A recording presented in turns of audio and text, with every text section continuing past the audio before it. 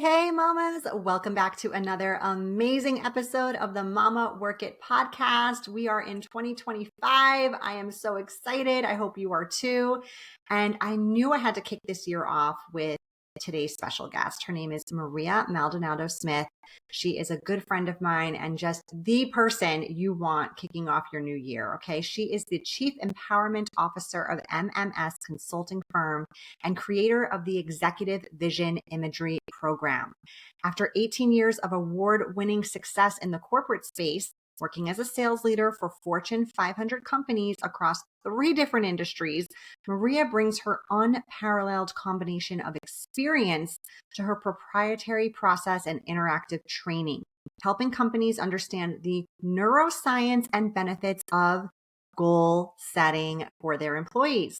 At age 9, she set goals to become the first college graduate in her family and to earn the title of Miss Kentucky, both of which she did, you guys. She graduated from the University of Kentucky with a degree in political science. She won the title of Miss Kentucky, and she competed in Miss America in 2005.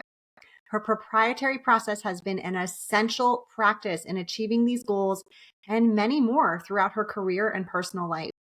Maria has performed twice at Carnegie Hall. She sang the national anthem for an audience of over 120,000 people.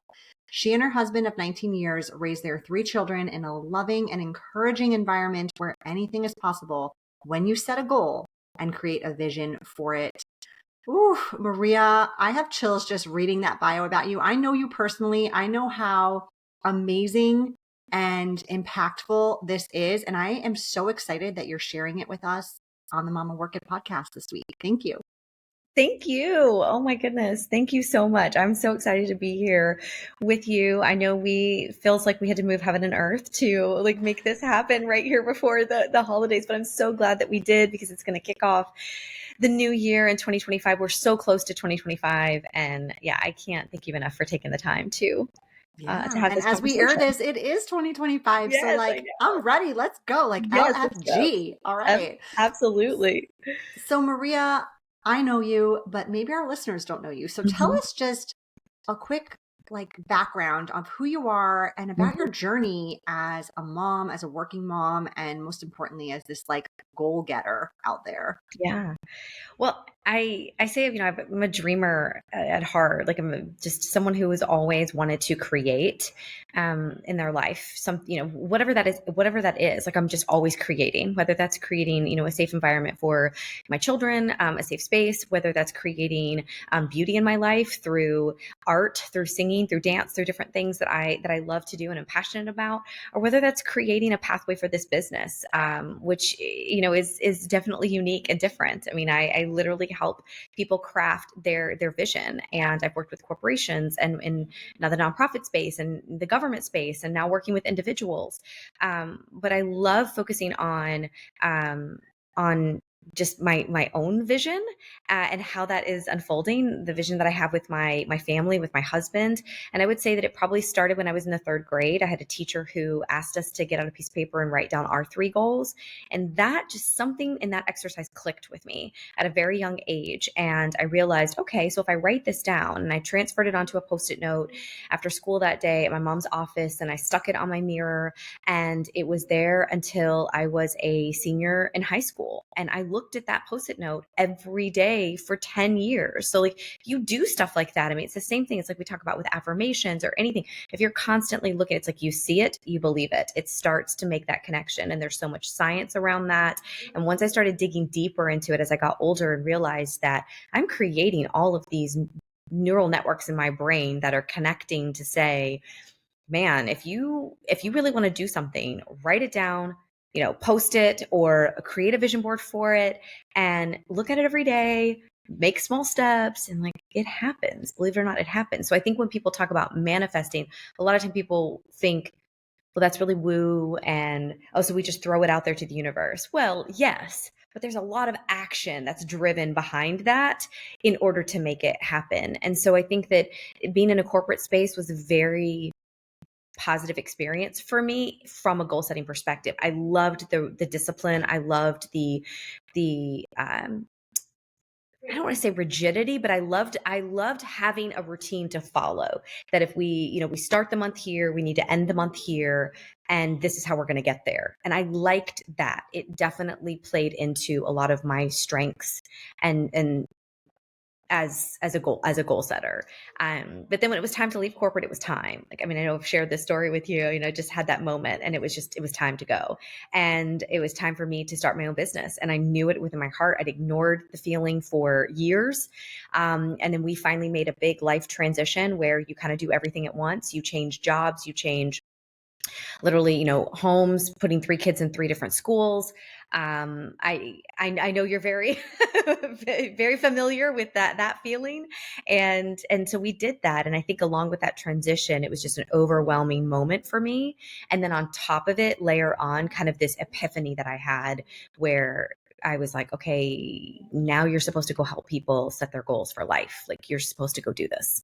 So it's interesting. So that's kind of a roundabout way of how I started and got to where I am. Yeah. I love that this started when you were a kid too. And I want to ask, because I bet you remember, what were those 3 goals that you wrote down? Yeah, yeah. And so some of them were in my bio.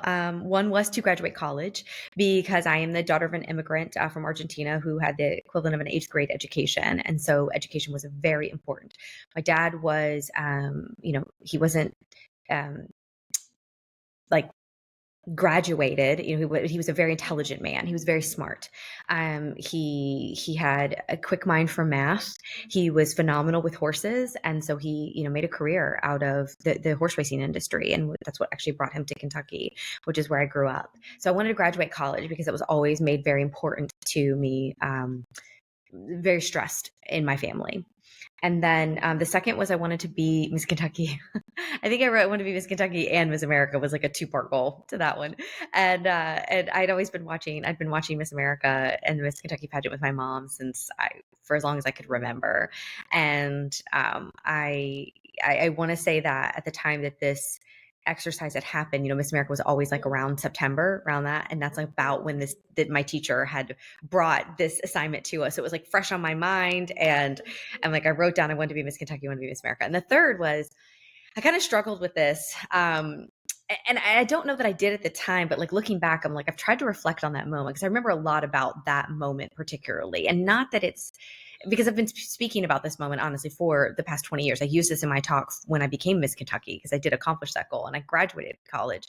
But the third one that I wrote was I wanted to be a United States Senator. And, you try to reflect back and you're like, why was I thinking that at the time? Like as a 3rd grader, like why was I thinking that I wanted to be a United States Senator? Like, did I really? And I think there's various reasons. One, I think my dad watched a lot of we watched a lot of the news, watched a lot of C-SPAN, to better learn English and to understand, how laws and things. And so he was he was more politically minded. And so I think that probably played into it. My mother has always been very active and more, activism based and politically based and a part of a lot of PACs. And so probably just that environment growing up between, having parents that were more politically minded kind of led me to think, I'll become a United States Senator. So Well, number those one, are the there's always time. But number two, I think all of us, when we think back to what we wanted to be when we grew up, Mhm. especially at, 8 years old or 9 years old, it's probably quite different than where we ended up. And I think it's just as you learn and grow, like life is a journey and an evolution. And as you learn and grow about yourself, you might realize like, that's actually not what I'm totally passionate or interested in, or that's maybe not where my area of my zone of genius is or my area of expertise is. So I think you probably just like pivoted and went right into the sales and corporate life and successful space in a different area where you're really shown, not necessarily that you didn't like accomplish this goal, but like you're like, this isn't really the goal that I necessarily want, right? Wanted, right, right, Yeah. exactly. I use it as an opportunity when I work with really anyone. was starting to say when I work with youth, when I work with children, school age children, to let them know that it's okay to change your mind. I mean, the Yes. point of us evolving and developing as humans is that we grow. And if we are really spending time to think about what it is we want to create, then that might lead us in a different path. And that's okay. I think sometimes we're afraid of that. We're afraid by those feelings of change, because so much societally is like, you kind of pick something and you decide and you go down that path. And I just Mm-hmm. believe entirely differently. Like I just think that if tomorrow I decided that, I wanted to create, just a greater passion for something, like that's my ability to go do that and seek that out. And as long as I'm willing to learn and to spend the time and to commit to it and fiercely honor that goal and that commitment, then yeah, what's stopping me? So that's kind of how I feel. But I also paint that picture too for anyone in corporate, anyone in a nonprofit, anyone in a government space, and individual clients as well. We have so much more control than we allow ourselves to think that we do about the future that we create. So true. I love that. And we can always kind of reinvent ourselves and Hmm. change paths. Yeah. Yep. All right, Maria. So you've heard it before. I know we're probably all hearing it ad nauseum right now, like new year, new you. Oh yeah. Yeah. What do you feel like are some of the pitfalls you see when it comes to like the quote unquote New Year's resolutions or New Year's goals? Mhm. Because this is the time of year a lot of people will dive into that mentality. Mhm. Yes. I do not believe in New Year's resolutions. I do believe in intentions and I do believe in goals. I don't believe that the new year is the time that you have to like all of a sudden proclaim that this is a new year, new you. Sometimes, I mean, we're just trying to recover from the holidays, especially if you are a mom, if you are a working mom, if and we're just trying to like get our bearings. Like, okay, so it's a new year. Like, that's okay. I have an event at the end of um, January, and I purposely put it at the end of the month because I need women to like think for the first 4 weeks. Like, what is it that I even want to do? And the reason is because studies show that 80% of people give up on their New Year's resolutions by February, 62% give up within the first month. So only 8% of people are actually making it through the end of the year on their New Year's resolutions. And there is a myriad of reasons, but most notably, we try to overhaul our entire life in one moment, in one sitting. We write down this massively long to-do list, we make goals extremely broad, and we give ourselves little to no time to actually accomplish those goals. And so that's why we get frustrated with ourselves, and it's like new year, new me. Well, no, I'm the same me. I am just it's a new year. I'm the same me. I'm just trying to now figure out what are some goals that I can commit to and honor in this new year that will make me a better version of me, of the person that I already am. I still am going to create something new, and I'm going to step into that.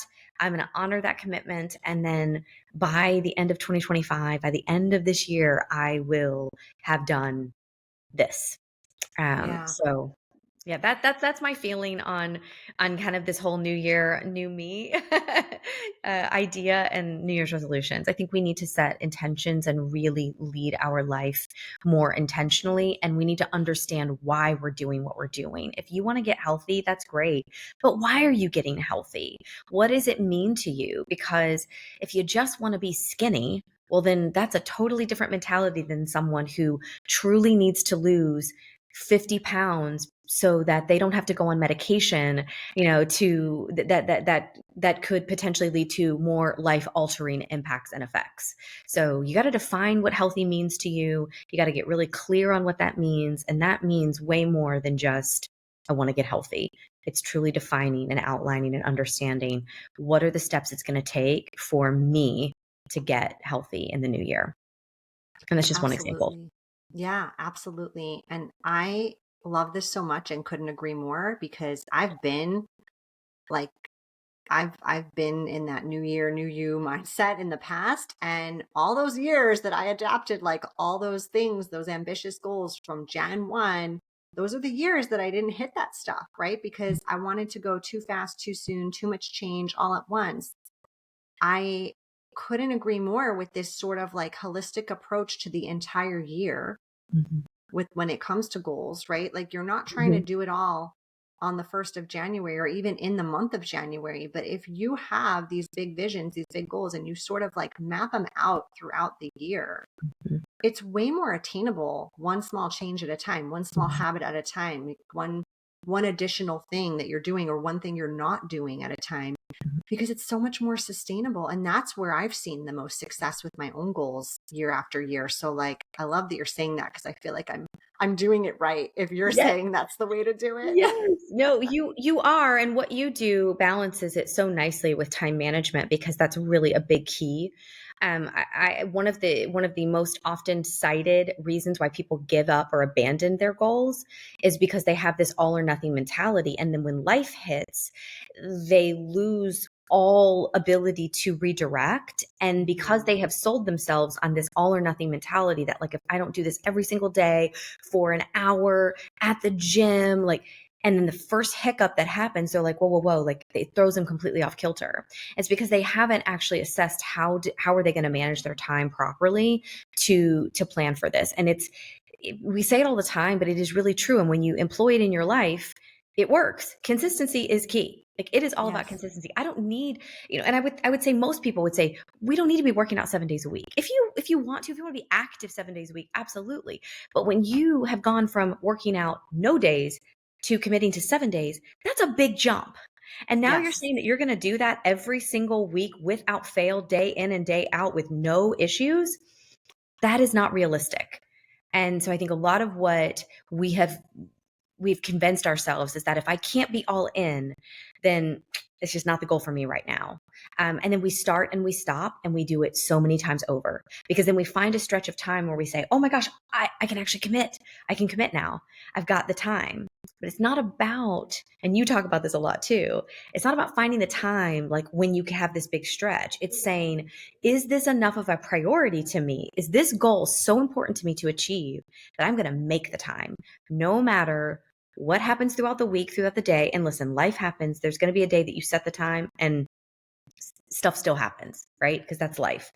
But you have a much better chance of accomplishing that goal when you know how to pivot and you know how to redirect, and you can move it to another day because you've managed your time around that goal. You've made it a priority. Preach. Yes. Well, listen, I'm learning from you. So likewise, Mama. Yes. All right. Let me ask you this. Do you feel like there are any prerequisites when it comes to goal setting? Like anything we should be doing before we set the goals? 100%. Yes. I always start with 3 questions. So I'm big on vision boarding. I mean, that's really how I kind of came to this. Was I started vision boarding a long time ago, and it has been incredibly powerful, impactful. But the vision board really comes at the very end of the entire process that I have. When corporations, when nonprofit groups, whoever, if anyone spends time with me, their vision board is going to come last. That is your certificate of completion. That is the thing you get to hang on your wall and stare at every day and say, I did that. These are the goals that I'm working towards. So to back it up, if someone has never made a vision board, what I tell them to do, how I tell them to start is answer 3 questions. And I'll share them with you because I think they're a great way. If you've never made a vision board, if you've never thought about your goals, you can't make a goal if you don't know what you want. And so you got to get really clear on what it is that you want. So the first question is, what do I want? If we can answer that question, we are already so far surpassing people, the majority of people in this world who have no clue what it is that they want. And the people who know what they want get what they want. So I look at it from that perspective. If you know what you want, you get what you want, and you have a clearer picture. Because here's the thing: when you know what you want, you also know what you don't want. So by answering that question of what is it that I want, you're going to start yourself off a path to success. The second thing is, who do I want to become?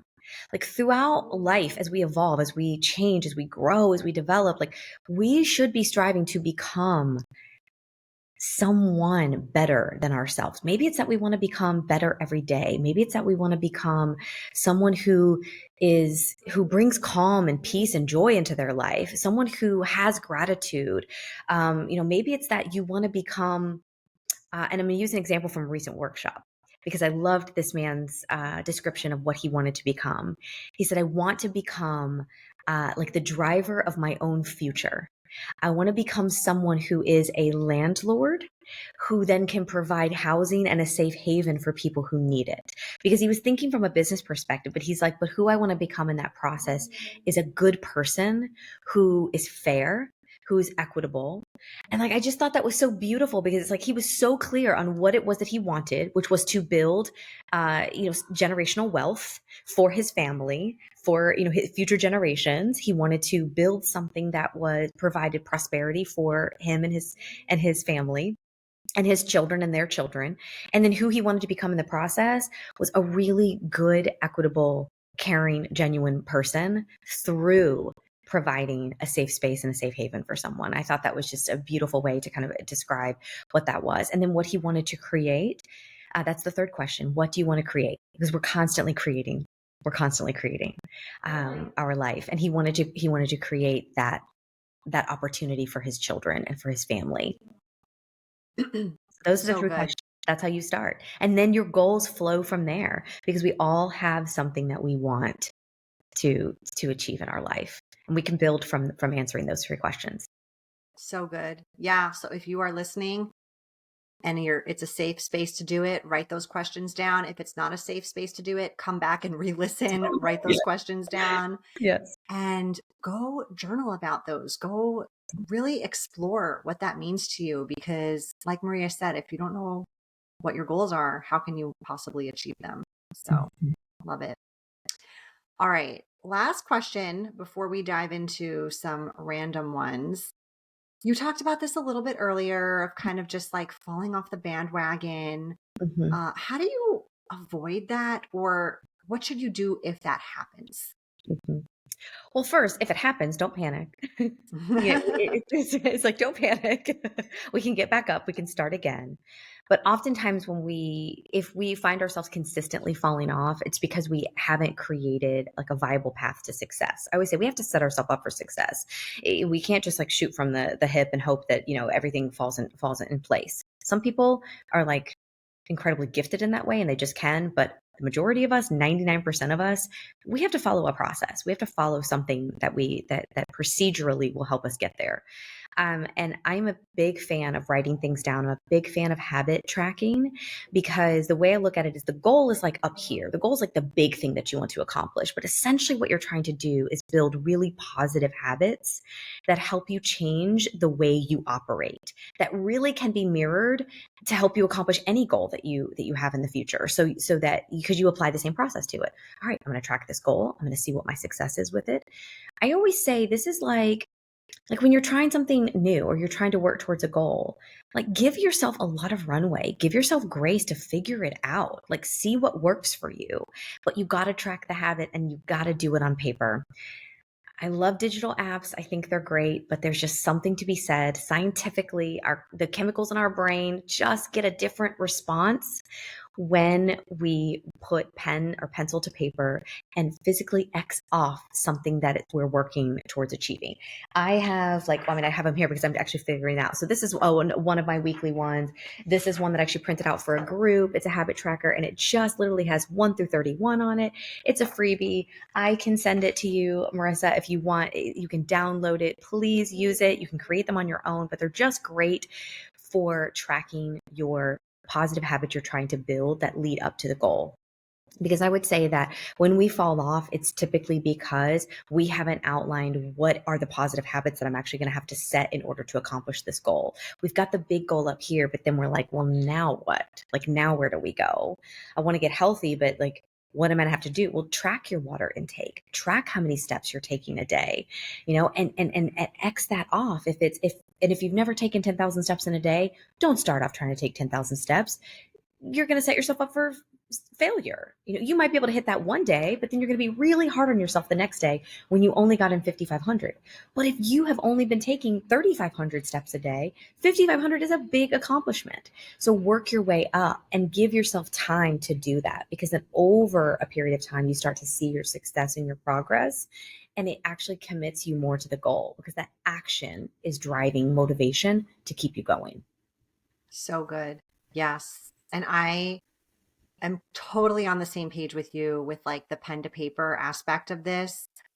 I will share a quick story of how this worked for me and how much everything that I did aligns with exactly what you're Yeah. saying. So, like, gosh, probably about a little more than a year ago, I really wanted to get in like good shape because I was turning 40 in 2024.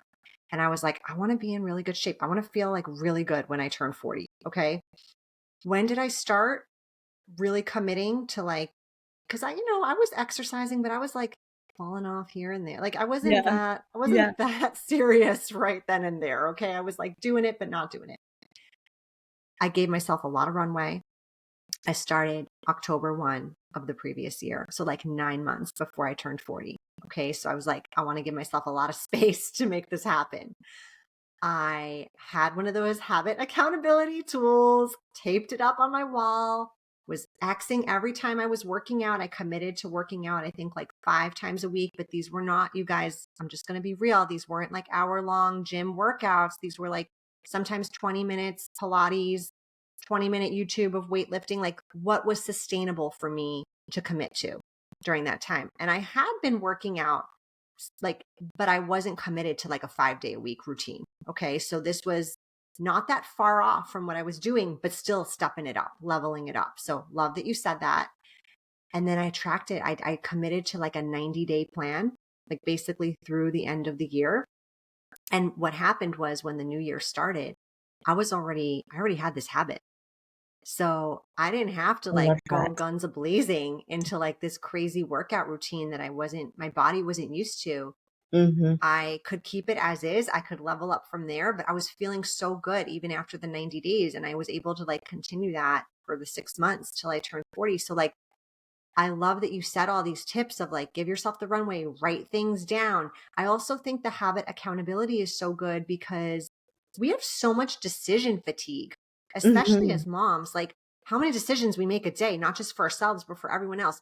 If it is clearly there that like you have to do a 20-minute workout 5 days a week, like the decision is made for you. Like, literally, all you got to do is like turn on the YouTube or like figure out what you're going to put the timer on, whatever that looks like to you, and make it happen. Mm-hmm. So these are incredible tips. And I will tell you, as Maria will probably tell you, because she's seen this with dozens, maybe hundreds of clients, like this shit works. Mm-hmm. Okay. It's like really simple and it works. You can so do it. Yes, it does. It really does work, and you can do it. Exactly. You can do it. And that's why I love the combination of setting the goal and tracking that for accountability and then following it up with the time management piece, because it's so important. And like you said, we create these larger than they need to be ideas about our goals, that it's going to take too much time, that we don't have the time. And a lot of it is that we're afraid to commit the time, because we're afraid what happens if we don't hit the goal in the time frame. Yes. Who cares? Yes. So we didn't hit it in the time frame. I'm not trying. Did I set a time frame for you? No. We set these internal parameters that no one externally really gives a crap about. It's like, if it takes you 6 months to do something that you wanted to accomplish in three, well, it took you 6 months.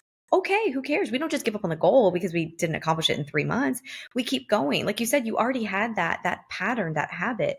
You planned for it. You created the plan for it. You prioritized it in your life. On average, for positive habits we're trying to build, it takes about 66 days. I know we love to tell people it takes 21 to 28 days, but if we're truly going to create a habit in our life, it takes on average about 66 days to create and solidify that habit. But the kicker is that day 22, day 29, day 67, we can still make a choice to not follow through on that, which is why I believe that these habits that we form are a lifelong practice. It's something that we have to incorporate all the time. I have done the programs, I've done the water challenges, I've completed the 75 hard, I've done the 90-day thing, I've done all of the things.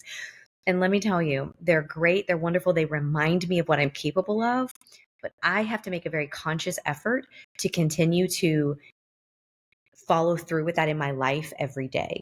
Just because and I've been a part of all of those types of programs. So it is a constant effort. It is a lifetime spent of reminding ourselves of our why and our, like, that we're worth it, because if it were that easy, everyone would have a six pack. Everyone would be, benching Yes. what they wanted. We'd all be running marathons. We'd be doing every single thing that we wanted to do, which is why it's not easy work. And when clients come to me, that's why they work with me typically for 6 months to a year at a time, because it's not a quick fix. I am not a quick fix. Your goals aren't a quick fix.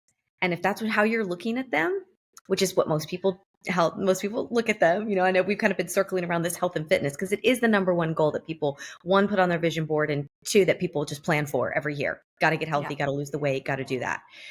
We carry this baggage from one year to the next, so we've brought it in from 2024 into 2025. And now this, all of a sudden, we're going to literally apply the same thing again and hope that it sticks.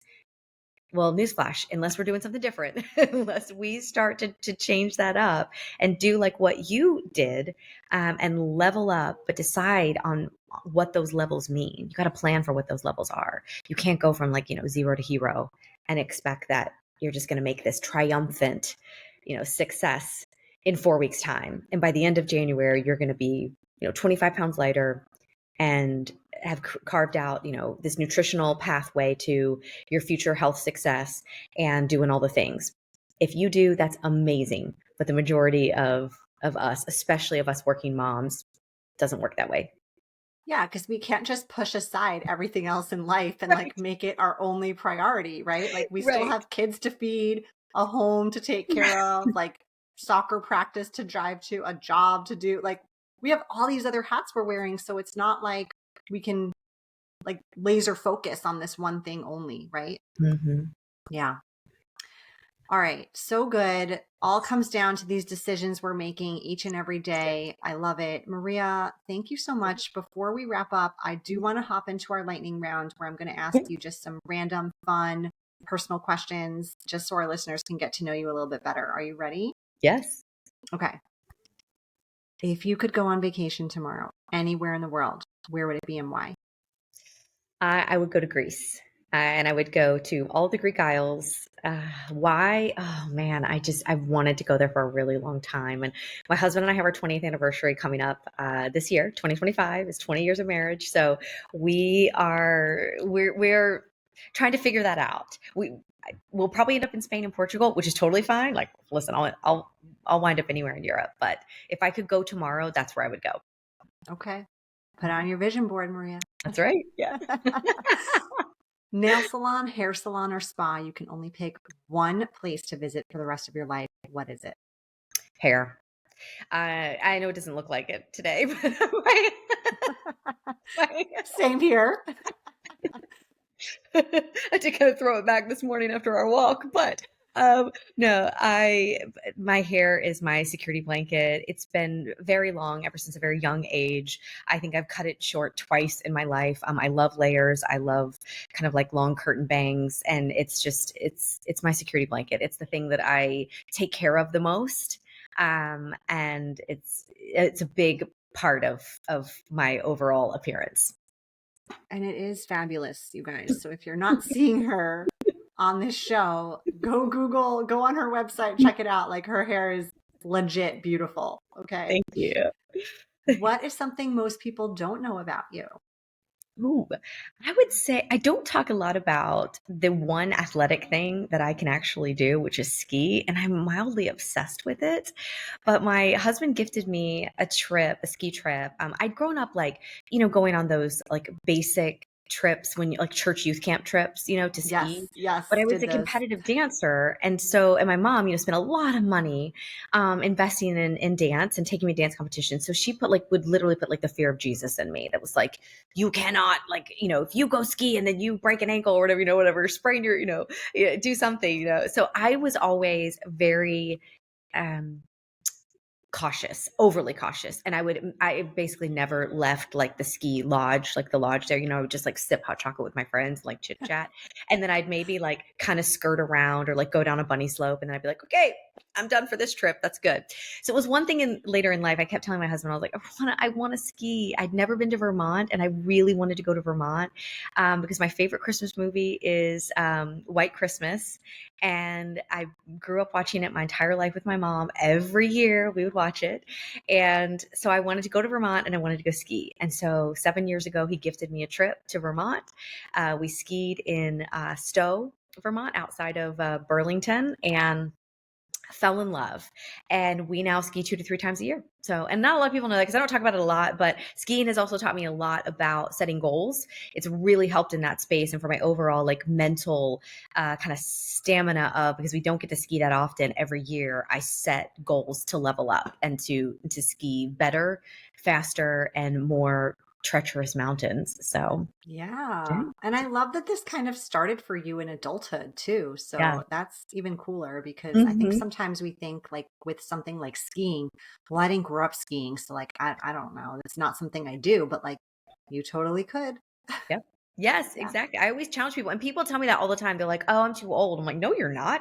I started in my 30s. Like, come on. Like, you can Yeah, totally do this." It's just that mindset of like, I kind of, you do have to give up a little bit of your, it's humbling. It's humbling when you watch kids for sure. and you're in a ski class with like 8-year-olds and you're the adult and they are like teaching you. They're like, it's pizza French fry. It's so simple. Like, I don't understand why you don't get this. So, but I skied my first black.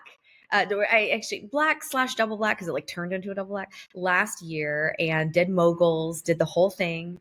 And, I've skied through trees. I've really every year picked something to crush and like to like really own on those trips. And they make for great spring break trips because we live in South Florida, so we don't see snow unless we go on these kinds of trips. So it's cool Yeah, also to like make those family memories with our kids. that's awesome. Thank you for sharing that. Yeah, yeah. All right, Maria, we are ready to wrap up. But before we do, please tell our listeners where they can find you, learn more about you, and connect with you. Yeah, I think that the best way you can connect with me online is my website, mmsconsultingfirm.com.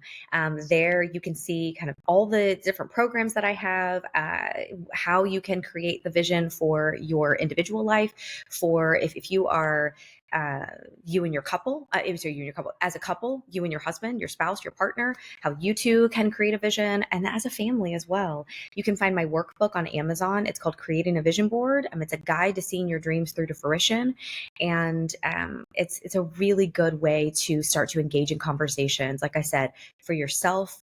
As a couple and as a family.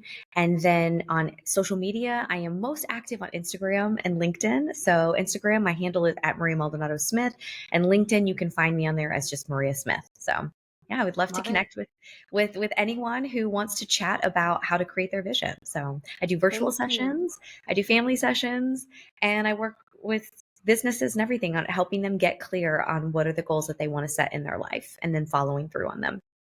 Perfect. Thank you so much. We will link all of that in our show notes as well as that amazing gift that you offered earlier. Yes, So thank you. Thank you. Appreciate you so much. I And Happy appreciate New you. Year, everyone. Yes, Happy New Year. This is so exciting. I'm looking forward to crushing some goals and collaborating with you a little bit more too in 2025. Yes. Yes.